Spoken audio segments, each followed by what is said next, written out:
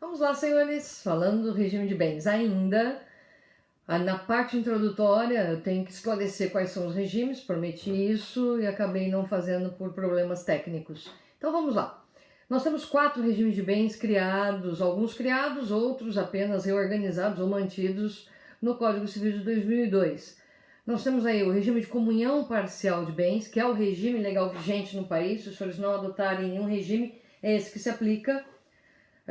O regime de comunhão universal de bens, que fora adotado no código anterior, no código civilístico anterior. O regime de separação de bens, que subdivide em 2. O regime de separação obrigatória de bens, que ocorre na infração das chamadas causas suspensivas do casamento, por exemplo, né? E o regime de separação convencional, que é aquele que você faz por pacto antinupcial, as partes resolvem que elas preferem cada uma gerir o seu próprio patrimônio. E o regime de participação final nos aquestos, esse sim uma novidade trazida pelo Código Civil, mas não é tão novidade assim, que a gente vai ver que ele tem uma origem bem antiga já, é uma reedição de algo que já existia, tá?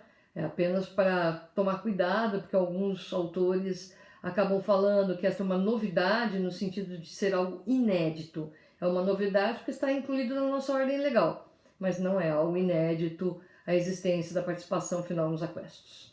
Então, vamos apenas fazer essa distinção entre eles de uma maneira simples, para que os senhores entendam o porquê disso, né? O porquê do regime patrimonial a gente já falou, é necessário, a gente convive. Se você convive com alguém, você mistura patrimônio. O limite desse patrimônio a gente tem que saber, ou dessa mistura, para que as coisas não eclodam e não explodam depois numa briga sem precedentes sobre bens, sobretudo quando no momento eventual de um divórcio. Bom, quando a gente fala aí da convivência familiar, nós temos aí alguns modelinhos pré-fabricados, esses 4 que eu mencionei aos senhores, né? O modelo pré-fabricado de uso maciço é a comunhão parcial. Mas para a gente entender, vamos fazer uma verificação anterior de conceitos. Nós temos os aprestos e os aquestos, já que a gente falou da participação final dos aquestos. Aprestos são os bens que já existiam antes de eu me casar. Então, no momento que eu me casei, o que eu levei para o casamento? Aquilo que eu levo para o casamento são os aprestos, tá? Eu levo não, você leva. Então, aquilo que você leva para o casamento, exemplo, é meu, eu ponho no casamento quem eu quiser. Então, aquilo que você levar para o casamento é seu. Não se comunica ou se comunica dependendo do regime. Aquilo que vocês adquirirem na constância do casamento são os chamados aquestos. Ah, mas Maria Helena, eu adquiri em meu nome. Tá bom, mas qual o regime de bens? Porque o fato de você adquirir em seu nome não significa que não se comunicará. A comunicação patrimonial é essa. Você está casado, está numa situação de convivência, existe uma comunicação patrimonial. Qual o limite dela? O senhor vai estabelecer antes do casamento, quando a gente faz aquele processo, aquela formalidade da habilitação, ali você escolhe o regime de bens. Ali você vai determinar aquilo que você quer. É chato ter que discutir patrimônio quando está apaixonado e vai casar. É mais chato ainda a briga depois, porque não resolveram não conversar antes. Existe uma posição, seja social, seja cultural, de que é feio tratar de patrimônio, dá a impressão de que você não gosta do outro. Uma coisa não tem nada a ver com outra. O você gostar é também cuidar, e o cuidar é também cuidar do patrimônio. Então não há nenhum problema. Se a pessoa não quer conversar agora, a pergunta é: por que não quer conversar agora? Vamos deixar para conversar quando tem problema? Não é melhor conversar quando não existe nenhum? Perguntar para os profissionais como é que se dão essas diferenças, o que é melhor, até porque a indicação daquilo que é melhor vai depender da sua situação e daquilo que você pretende. Se é um profissional que trabalha com risco, você tem uma empresa. A sua empresa é familiar? Não, você é acionista de uma empresa não familiar. A sua esposa é que é uma profissional liberal. Você é daqueles profissionais liberais que investem muito patrimônio, médico, compra equipamento. Então, que tipo de perfil é o seu, para que a gente possa melhor aconselhar quanto ao regime de bens. Não há receita pronta. Eu sei que muita gente vai falar assim, olha, o melhor regime é... O melhor regime é aquele que serve melhor para cada pessoa. Então aí vem a ponderação que é sempre necessária no direito, e aqui não é de outra forma. A maioria dos brasileiros casados se encontram sob a égide do regime da comunhão parcial de bens. Ele é o melhor? Não sei. Não sei da realidade da maioria dessas pessoas. Talvez seja, talvez não seja. Então, vamos lá. Só para entender nessas linhas gerais que eu me propus a fazer nesse primeiro momento. Antes de entrarmos, e vamos começar pelo regime legal de bens, que é o da comunhão parcial. No regime da comunhão universal, tudo aquilo que você leva para o casamento e aquilo que vocês constroem no casamento, na eventualidade de um divórcio, divide-se. Não tem nem meu, nem seu, tem nosso. Né? Então, aí existe uma previsibilidade da comunhão universal. Eu já falei que ela está lastreada naquela ideia de indissolubilidade do casamento. Portanto, na comunhão universal, o que é meu é seu, o que é seu é meu, e acabou o assunto. Vai divorciar? Deu errado? Meio a meio. Do quê? De tudo. Tá? Na comunhão parcial, aí vem os aquestos e os aprestos. Aquilo que eu tiver construído, recebido em doação, herdado, até a constância do matrimônio, até o momento do matrimônio, é meu. Disse sim, e a autoridade celebrante deu a declaração confirmatória e constitutiva do casamento, então aí nós temos a construção do patrimônio comum que vem depois. Então, aí você vai ter que fazer chamado patrimônio particular, né? Aquilo que era seu, os aprestos, aquilo que era dele e o que é de vocês dois. Na eventualidade de um divórcio, o certo é subtrai o seu, subtrai o dele, só o dos dois é partilhado. Tá? Então, a comunhão parcial ela é muito interessante, mas ela tem uma série de exceções que a gente tem que estudar muito bem, sob pena de incorrer num erro grave. Né, que a gente vê muito por aí por falta, talvez, de atenção à lei, que é o que não vai acontecer aqui, podem ter certeza.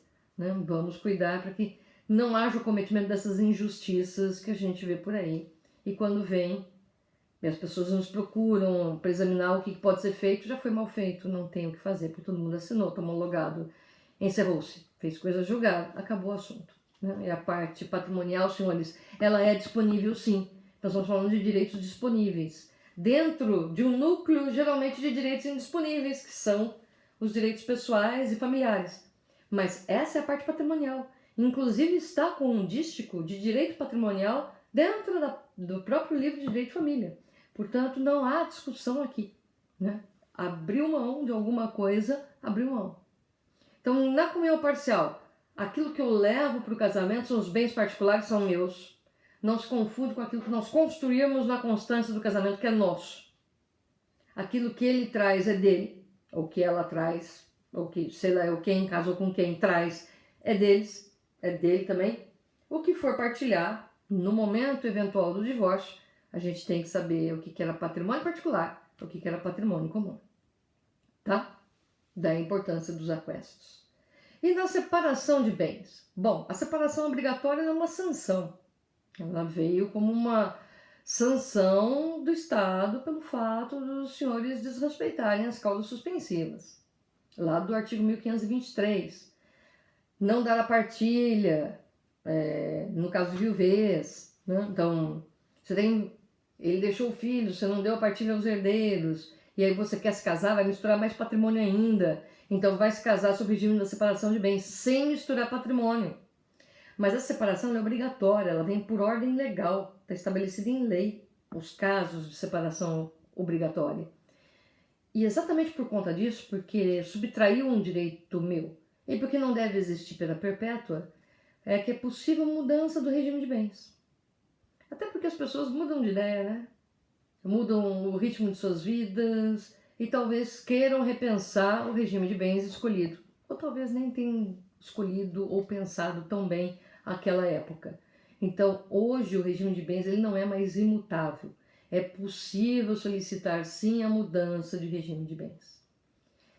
E a separação de bens? Aqui eu não quero comunicação patrimonial nenhuma. O que eu comprar no meu nome é meu. O que ele comprar no nome dele é dele. Então, aqui não há comunicação patrimonial. Isso vai ser importante não só em família, como em sucessões, para a gente saber quem é meeiro e quem é herdeiro. Em que hipóteses o cônjuge sobrevivente ou o cônjuge supérstite será só meeiro, em que hipótese ele será meeiro e herdeiro, né? Então, mas a cada probleminha a sua época certa. Aqui foi apenas para apresentar esses modelos aos senhores. Professor, eu estou esquecendo a participação final dos aquestos. Eu não, até porque é um regime que eu gosto e é talvez o mais repudiado, né? Então, a participação final dos aquestos funciona assim. Durante a constância do matrimônio, transcorre como se comunhão parcial fosse. Na eventualidade, desculpe, ao contrário, na constância do matrimônio, trata-se como se fosse um regime de separação de bens. O que está comprado em meu nome, eu tenho livre disposição, o que está comprado no nome dele, ele dispõe livremente. Na eventualidade de um divórcio, nós vamos tratar como se fosse comunhão parcial. Então, pega-se o patrimônio comum e divide-se. É uma coisa nova que a gente vai ter que estudar. Já vou dizer para os senhores que a aplicabilidade é tendente a zero, até porque, né, venhamos e convenhamos, você vai até o oficial de cartório. É o oficial de cartório, onde você faz o processo de habilitação, que te explica dos regimes de bens. Ele vai explicar o quê? Nós temos 4 regimes. A maioria do povo brasileiro já conhece o regime de bens. 3. Esse quarto, assim que você falar, eles vão franzir a sobrancelha, a testa. Como não vão entender absolutamente nada do que o nome significa, já vão descartar. Nunca vi, então não deve ser bom. Então, na verdade, o brasileiro fala da comunhão universal, da comunhão parcial e da separação de bens. Que, aliás, a galera faz a maior confusão. The people chama de separação total e parcial. Separação é separação. A comunhão é que pode ser parcial ou total. Separação, não. Tá ok? Mas isso a gente vai ver com todos os seus artigos e exceções no nosso próximo vídeo, que vai tratar da comunhão parcial. Cuidem-se, beijinhos virtuais a todos, cuidem dos seus pais, mantenham-se saudáveis. Tchau!